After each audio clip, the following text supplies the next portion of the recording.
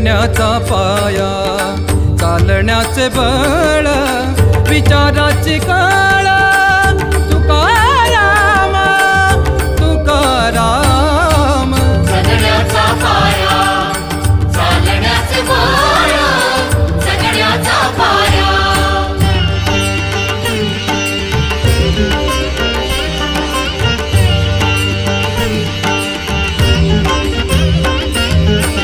शब्दांचे इमान, अक्षरांचे रान, शब्दांचे इमान, अक्षरांचे रान, अभंगाचे पान.